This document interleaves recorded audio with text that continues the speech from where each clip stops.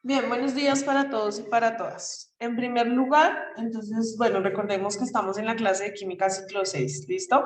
Adicional a esto, para que no pase lo que pasó ahorita, porque no había terminado la clase de biología con ciclo 4, recuerden conectarse a las 9:30. Es más, 9:31, ¿listo? Porque si ustedes se conectan antes, como lo que pasó, pues ustedes están entrando al final de otra clase y toca volver a reiniciar. Entonces es importante, yo les había dicho, por favor no entren antes de las 9:30, ¿listo? A las 9:30, 9:31, por favor empiecen a ingresar a la clase para que no se nos crucen, ¿listo? Por favor. Bueno, veníamos entonces la clase pasada trabajando lo que tiene que ver con configuración electrónica, ¿cierto? Que es la manera en la cual se organizan los electrones y demás. Vamos entonces hoy a revisar otro concepto importante dentro del estudio de la química que se conoce como número o estado de oxidación. ¿Listo? Vamos a requerir también la tabla periódica. Ya les voy a compartir el link de la tabla periódica nuevamente para que lo puedan abrir ustedes también ahí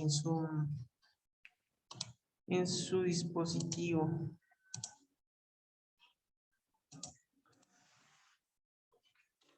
Lo acabo de enviar al chat. ¿Me confirman si llegó?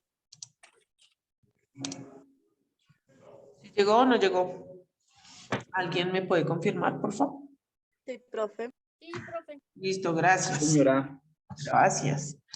Entonces, bueno, yo voy a compartir también acá en mi pantalla, ¿cierto? Recuerden que entonces aquí, cuando abren esta pestaña superior que dice propiedades.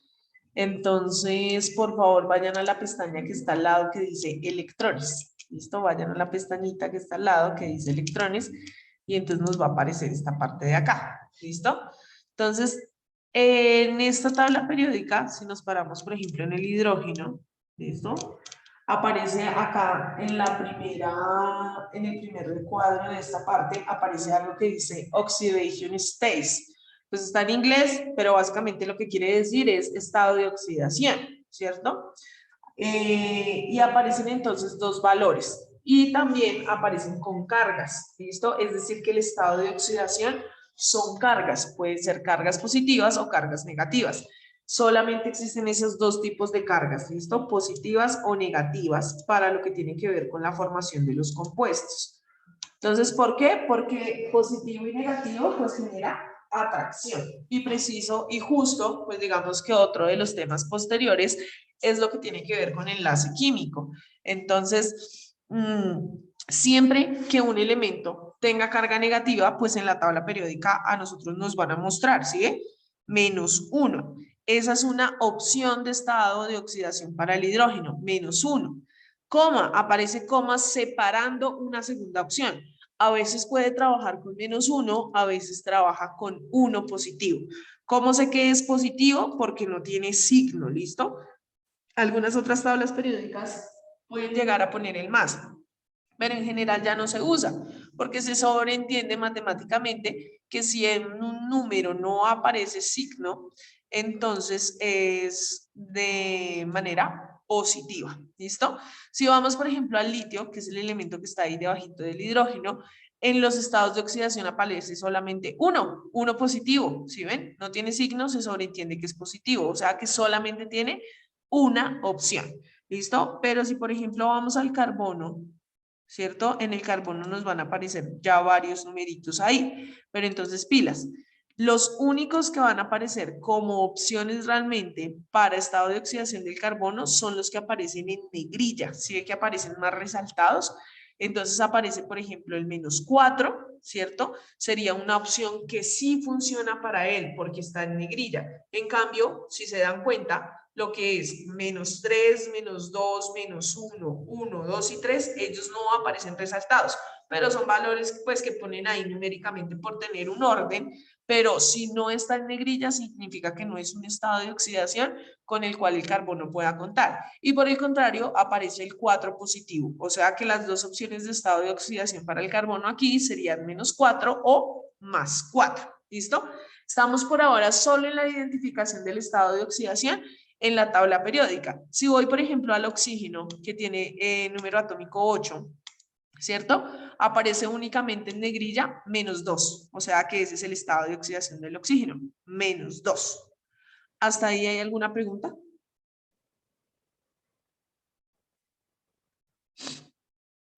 Bien, para mí el silencio es un no. ¿Listo? Si vamos, por ejemplo, al magnesio, entonces aparece en negrilla el 2, o sea que ese es su estado de oxidación. ¿Listo? Entonces, lo que les decía ahorita, el estado de oxidación me representa cargas eléctricas. Los elementos van a poner en juego una cantidad de cargas para generar enlaces químicos. Sin embargo, vamos a ver acá al inicio de un video, yo lo voy a ir pausando a medida que vaya necesitando explicar y dejar claro un par de cosas. ¿Listo? Entonces voy a compartir sonido por acá. Y yo voy a ir pausando el video con...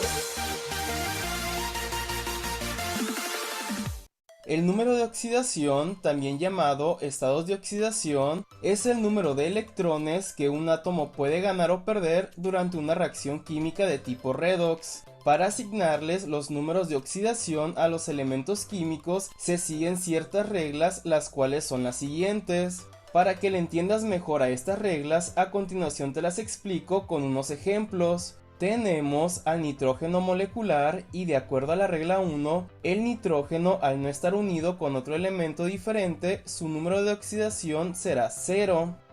¿Listo? Entonces, esa es una primera regla para establecer los estados de oxidación. Cuando un elemento está solo, es decir, no se encuentra combinado con otro elemento, aquí solamente hay nitrógeno. Si usted revisa la tabla periódica, el nitrógeno que tiene número atómico 7 tiene símbolo químico N mayúscula, ¿cierto? Y aquí no aparece ninguna otra letra, ninguna otras letras acompañándolo. Lo que se sobreentiende es que está solo, no se está uniendo ni mezclando con otro elemento. Como está solo, su número de oxidación será 0. Importante, ¿dónde se ubica el estado de oxidación? En la parte superior. ¿Listo? Si se dan cuenta. ¿Qué significa ese 2? Ese ya lo habíamos hablado en otras clases. Recuerden que los 2 o los subíndices, más bien, porque no siempre son 2, los subíndices que aparecen acompañando los elementos me indican la cantidad de átomos de ese elemento que están presentes. Aquí tengo 2 nitrógenos, está solito, nitrógeno es nitrógeno, la misma vaina, no se está uniendo con otro elemento, entonces su estado de oxidación es 0. El estado de oxidación lo tengo que ubicar en la parte superior. ¿Listo? ¿Eso quedó claro? Sí, señora. Perfecto. Seguimos. En este ejemplo tenemos a la molécula del agua y de acuerdo a las reglas 2 y 3, el hidrógeno tendrá un número de oxidación de +1 y el oxígeno su número de oxidación es de -2. Y también se cumple la regla 8, ya que el hidrógeno al tener un número de oxidación de +1 y al haber 2 átomos de hidrógeno en la molécula del agua, da un total de +2 y le restamos el -2 del oxígeno y nos da como resultado 0. Esto quiere decir que los números de oxidación se encuentran asignados de manera correcta. ¿Listo? Y entonces miren qué pasa cuando ya no tengo un elemento solito. Ya, si está solo, ya sé que el estado de oxidación es 0. Pero si el elemento está en enlace, ¿cierto? Si está unido con otro elemento contrario, como lo que pasa en la molécula de agua, pues ya ese estado de oxidación no puede ser 0, ¿cierto? ¿Y de dónde lo voy a sacar? Pues de la tabla periódica, no me lo puedo inventar, ¿cierto? Lo voy a sacar ¿de dónde? Pues de la tabla periódica, buscando al elemento y diciendo, bueno, ¿cuál es que es su estado de oxidación? ¿Listo? Y entonces, por ejemplo, si recordamos, el oxígeno aparece en negrilla solamente -2, o sea que el oxígeno siempre va a trabajar con 2 cargas negativas. ¿Dónde las voy a ubicar? En la parte superior. 2 cargas negativas, ¿cierto? En la parte superior. Si el oxígeno ya está determinado que es el negativo, pues entonces usted va al hidrógeno y dice, es que el hidrógeno puede ser negativo y positivo, pero como necesitamos que haya enlace, necesitamos cargas contrarias. Yo no voy a decir, entonces voy a escoger el estado de oxidación negativo. No, porque ya el oxígeno es el negativo, y negativo no se van a atraer, se repelen. Entonces significa que aquí el estado de oxidación que va a trabajar para el hidrógeno va a ser el positivo. Por eso es que aparecen dos opciones distintas, pero yo voy a escoger solamente la opción que me sirve, Entonces, si el oxígeno es negativo, pues yo necesito la opción positiva del hidrógeno, ¿listo? ¿Hasta ahí está claro? Voy haciendo el paso Sí, a señora. paso para ir aclarando, listo, perfecto. Y O entonces, sea, profe, miren, dale. es decir que por ejemplo, la primera, como el primer elemento que cogemos de la tabla periódica viene a ser positivo y el segundo que se enlaza con él es negativo y de pronto si hay otro tercer elemento vuelve a ser positivo y así sucesivamente la cadena. Sí, sí, se puede decir que ahí hay una generalidad de ese tipo. El primer elemento normalmente es el positivo y el último normalmente es el negativo, efectivamente. Lo que dices es muy cierto. Y si hay otro elemento, pues ahí tendremos que mirar si necesito más cargas negativas o más cargas positivas, pero lo más normal es que uno necesite cargas positivas. ¿Listo? Profe, Entonces, pero digamos en el orden, ¿tiene que ser así o podría ser que el primer elemento sea negativo y el segundo positivo? ¿No interesaría? no, es que normalmente no va a pasar. El primer elemento va a ser positivo. Sin embargo, hay otras situaciones donde queden separados. Ahorita les muestro un ejemplo. ¿Cómo? Ya sabes qué hacer. Bueno. Entonces, don Luis, ahorita les voy a mostrar un ejemplo donde puede ser, por ejemplo, positivo o negativo y luego ser positivo otra vez, ¿sí? Pero normalmente el primer elemento de una fórmula química tiene estado de oxidación positivo. Ah, bueno, señora. ¿Listo? Muy bien. Listo, profe. Y entonces, miren, claro, hay una regla que mencionaba el video que dice que es, pues, realmente es la regla más importante del estado de oxidación. Cuando nosotros vamos a trabajar con fórmulas químicas, todas las fórmulas químicas, sí, todas, deben tener en su carga total de estados de oxidación 0 al final. Es decir, que tengo que tener en igualdad las cargas positivas y las cargas negativas para que se cancelen y sea una molécula neutra, ¿cierto? Una molécula estable, digámoslo así, en el medio. Entonces, las cargas positivas y las cargas negativas deben ser la misma cantidad.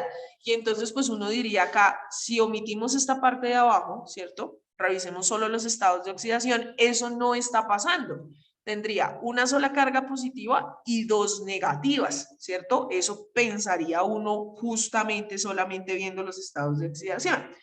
Y entonces era lo que nos explicaban aquí. Lo que hay que hacer, entonces, es multiplicar ese estado de oxidación por el subíndice, ¿cierto? 1 por 2 me va a dar 2 en total, 2 cargas positivas, ¿listo? Entonces, siempre que haya un subíndice acompañando al elemento, él va a tener que multiplicarse por el estado de oxidación para poder sacar el aporte total de cargas que me está dando ese elemento, ¿listo? Esa es la función del subíndice en este caso. Entonces, 1 por 2, 2 cargas positivas, y aquí pues usted podría hacer el mismo ejercicio de la multiplicación, 2 por 1, 2, pero 2 negativas. ¿Por qué digo 1? Recuerden que cuando no aparece subíndice, se sobreentiende que solamente hay pues un átomo de ese elemento, ¿listo? Para al final tener dos cargas positivas que se anulan con dos cargas negativas y se cumple la regla de que el total de la molécula debe ser 0 para que sea estable, ¿listo? ¿Eso quedó claro? Sí, profe. Sí, señora. Entonces, espérenme, me voy a ir para acá. Vamos a trabajar estos, ¿listo? Vamos a trabajar estas moléculas que están acá entre todos como para un poco lo que tiene que ver con la apropiación.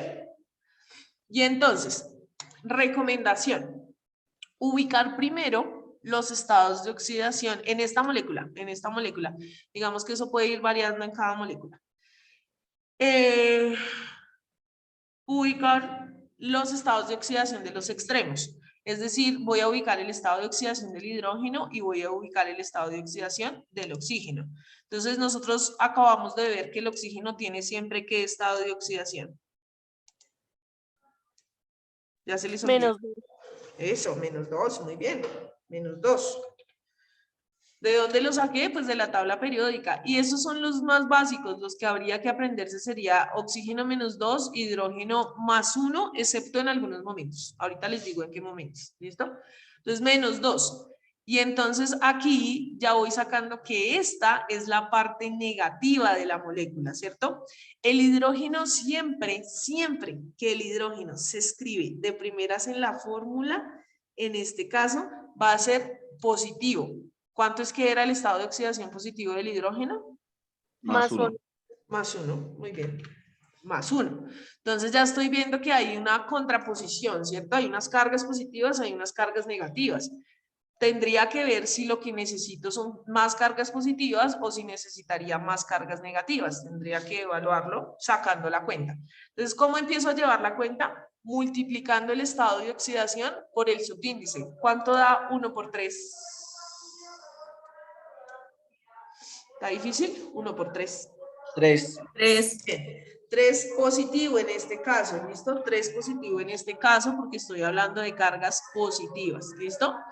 Igual multiplico acá, 2 por 3. 6.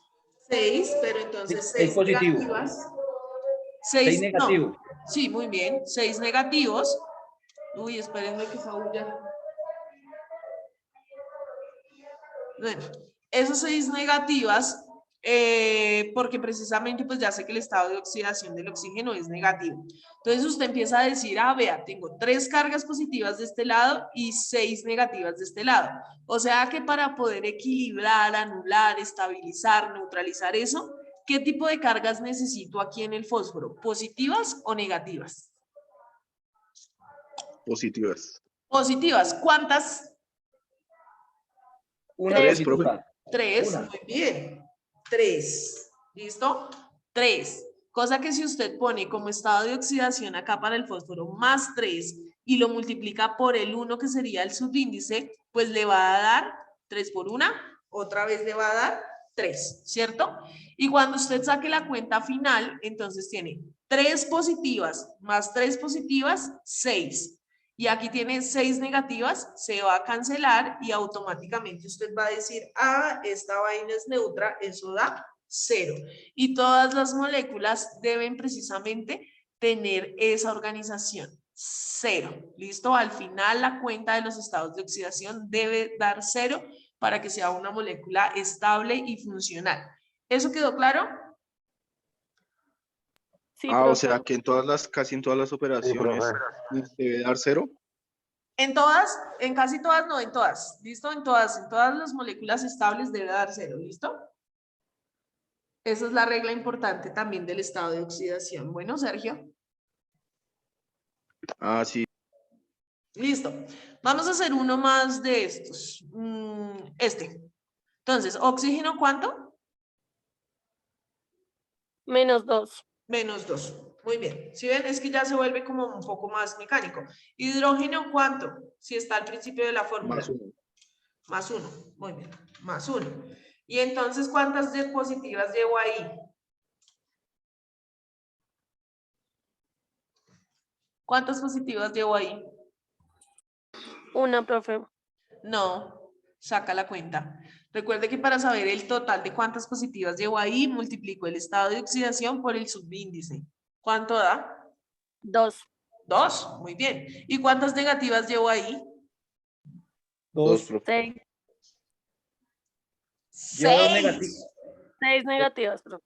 ¿Listo? Llevo 2, ese es el estado de oxidación, pero para saber el total de cargas negativas, recuerde que cojo ese 2 y lo multiplico por el subíndice. Y entonces serán 6 negativas. 2 por 3, 6. Entonces, 2 positivas, 6 negativas. O sea que ¿cuántas debe tener el azufre para que esta vaina se estabilice? 4, 8. profe. 4. 4. Yo estoy preocupada. Estoy preocupada. Si no me están entendiendo, me dicen, bueno, ¿por qué 8? Yo escucho un 8, pero no sé a quién. Profe, yo pensé que tocaba sumar los dos resultados y para que diera positivo. Ah, ok. No. Entonces, mira, lo que pasa es que aquí estoy omitiendo el paso de abajo. tratando como de ir avanzando. Pero entonces acá tú dices 1 por 2, ya sabes que acá van 2 positivas, ¿cierto? Al final es cuando sumas 2 positivas de acá, 4 por 1, porque no hay subíndice, entonces da 4. Entonces ahí sí sumas 2 más 4, 6, ¿cierto? 6 positivas. Y aquí entonces ya nos había ayudado la compañera, 2 por 3, 6, pero negativas porque el estado de oxidación del oxígeno es negativo. Y ahora sí, 2 más 4, 6 positivas y 6 negativas, pues se cancelan y daría 0.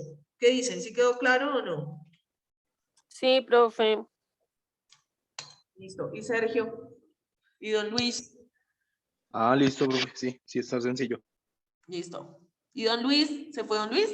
No, señora, aquí estoy. Bueno, ¿y qué Ahí tal? estoy concentradito, vamos a ver.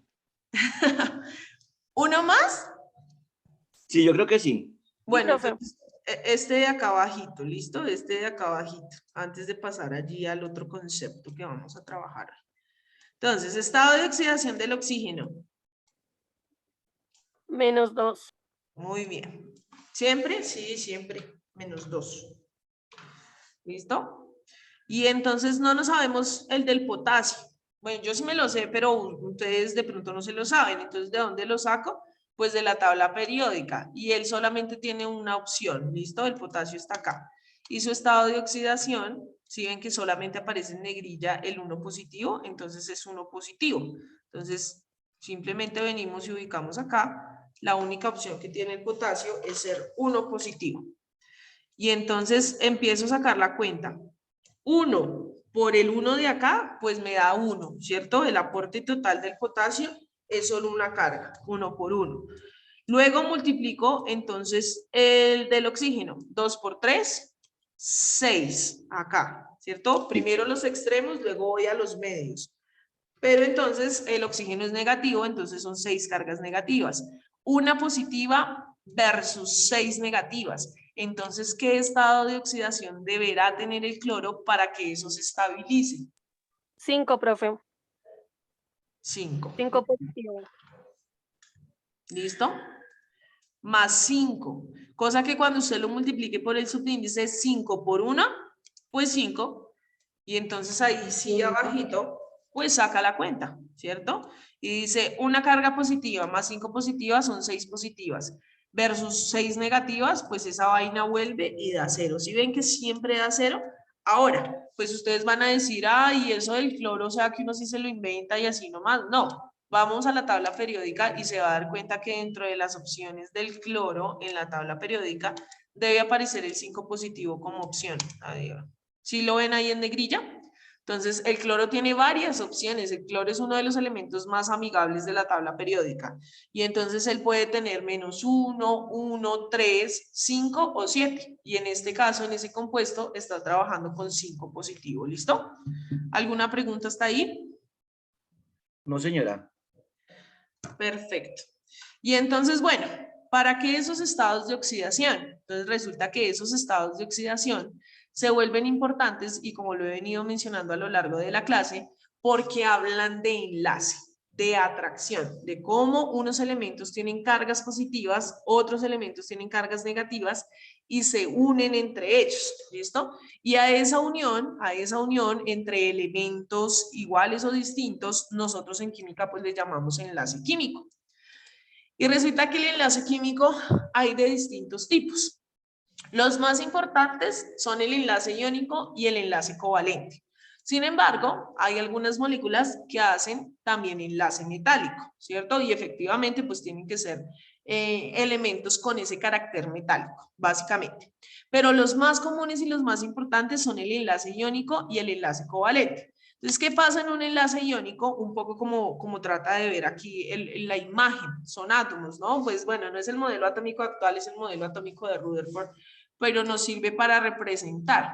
Y entonces en un enlace iónico hablamos de que hay un intercambio de electrones. Yo le doy, le entrego al otro elemento. Vea, tome mi electrón o tome mis electrones.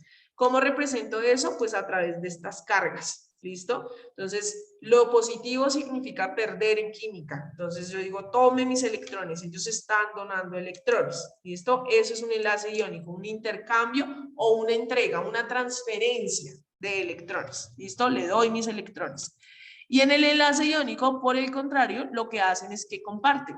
Es tanto del uno como del otro. ¿Listo? Comparten electrones, básicamente. ¿Listo? En un enlace metálico, pues son electrones que están deslocalizados, se mueven de un lugar a otro constantemente. ¿Hasta ahí alguna pregunta? No, señora. Perfecto. Y entonces, pues surge la pregunta, ¿cierto? Diría uno. Ah, bueno, hay enlace iónico y enlace covalente de manera básica. Pero ¿y yo cómo hago para saber si a mí me dan una molécula? ¿Yo cómo hago para saber cuándo es iónico o cuándo es covalente? Porque esas vainas no se ven a simple vista. Uno no ve los átomos a simple vista, no sé, o me encantaría a mí, ¿cierto? Uno no ve a los átomos ahí entregando los electrones y demás. Uno pues simplemente estudia teóricamente ese comportamiento. Y entonces resulta que desde la química surge una propiedad muy importante que podemos encontrar también como valores numéricos en una tabla periódica, y es la electronegatividad. ¿Listo? ¿Qué significa eso o qué es la electronegatividad? Es la capacidad que pueda tener un elemento de atraer electrones. Hay elementos que son muy atractivos y hay otros que no tanto. Y pues ellos no se afectan por eso, a ellos no les gustan los electrones, entonces simplemente no los quieren atraer. Y ellos, claro, como hay otros elementos que sí atraen electrones, cuando se encuentran con esos elementos les dicen, pues tome mis electrones. Ahí está, se los dono, se los doy, se los comparto, se va a generar un enlace iónico o se va a generar un enlace covalente. Pero entonces, pues en química tenemos una escala de medida, unos números, unos valores que nos dicen qué tan electronegativo o qué no tan electronegativo es un elemento, ¿cierto? Porque nosotros pues somos una ciencia exacta. Y esa escala va de 0.7 a 4, ¿listo? ¿Quién tiene 0.7? Este elemento de acá, el francio. Está en el grupo 1 en el periodo 7. El francio tiene la electronegatividad más baja, o sea que él no atrae electrones. Él siempre que puede, dona su electrón. ¿Listo? Y por el contrario, tenemos como elemento más electronegativo al flúor.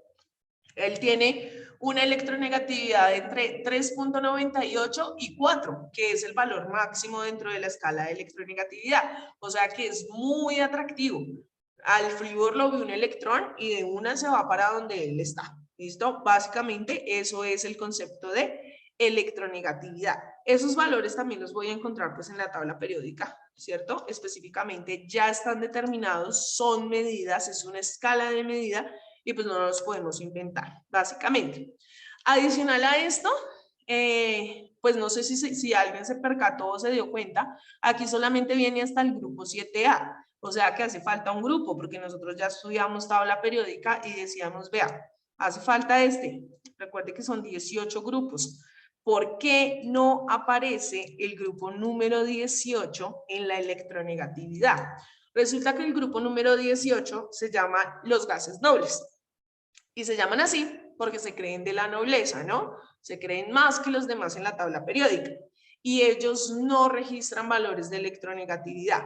Los gases nobles son los elementos estables en la naturaleza, de manera natural. Ellos ya están estables.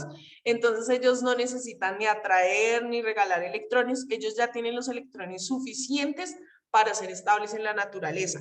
Entonces a ellos no les interesa generar amigos, no les gusta enlazarse con nadie y por tanto pues no registran valores de electronegatividad. ¿Hasta aquí alguna pregunta? O sea que lo que su merced dijo en la electronegatividad, entre más grande sea el número, menos electrones tiene, entre menos números tiene, sería más efectivo. ¿Números de cuáles? ¿De la escala de medida o cuál Sí, número? no, en la escala de medida, como me decías en el 0,7 del ¿qué? 0,7 es menor, ¿no? 0,7 es un valor mucho menor a 4, ¿cierto? Digamos que va 0,7, 0,8, 0,9, Ah, ya. 1, Ya lo 1. entendí. Son decimales, ¿ves? Entonces ellos tienen menor valor, por tanto ellos no atraen electrones. Ellos tienen mayor valor, atraen más electrones, ¿listo? Y entonces, bueno, ¿qué pasa con ese valor de electronegatividad? Entonces, eso nos sirve para decir cuándo un enlace es iónico o cuando un enlace es covalente. Cuando un enlace es iónico o cuando un enlace es covalente. Y entonces, ¿de qué manera lo hace? Pues simplemente tenemos que tomar dos elementos que estén en juego, ¿cierto? Y restar sus valores de electronegatividad. Entonces, por ejemplo, yo quiero saber qué enlace formaría el flúor y el francio, es decir, el más electronegativo con el menos electronegativo. ¿Qué tipo de enlace formará? Y entonces yo lo único que hago es que el que tiene mayor electronegatividad lo escribo primero. El flúor 4, lo acabamos de ver en la tabla. Menos, siempre resto. Siempre se hace una resta. Yo lo que necesito saber es la diferencia de electronegatividades. Entonces, la electronegatividad del flúor menos la electronegatividad del francio. ¿Listo? Y usted hace la resta numéricamente y resulta que le dio 3.3. ¿Y eso qué significa? Que es un enlace iónico cuando la diferencia, es decir, la resta de electronegatividades es un valor igual o mayor a 1.7. Claro, yo acabo de hacer la resta y efectivamente me da un valor mayor a 1.7. ¿Eso qué indica? Que es un enlace iónico. Es decir, ¿de qué tipo? De este, donde hay una transferencia completa de electrones.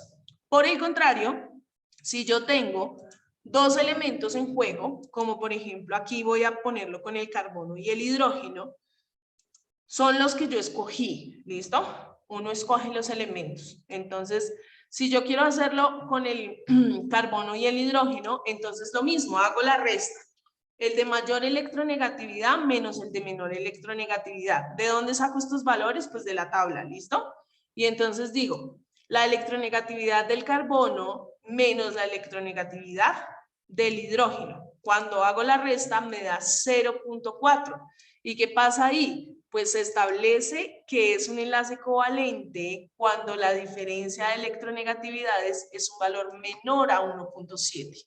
Esa es la diferencia. Entonces, si yo hago la resta y es un valor menor a 1.7, es un enlace covalente. ¿De qué tipo? De este, donde comparten electrones. Pero si yo hago la resta y la diferencia de electronegatividades es un valor igual o mayor a 1.7, es un enlace iónico, o sea, de este tipo, donde se transfieren los electrones. ¿Alguna pregunta hasta acá?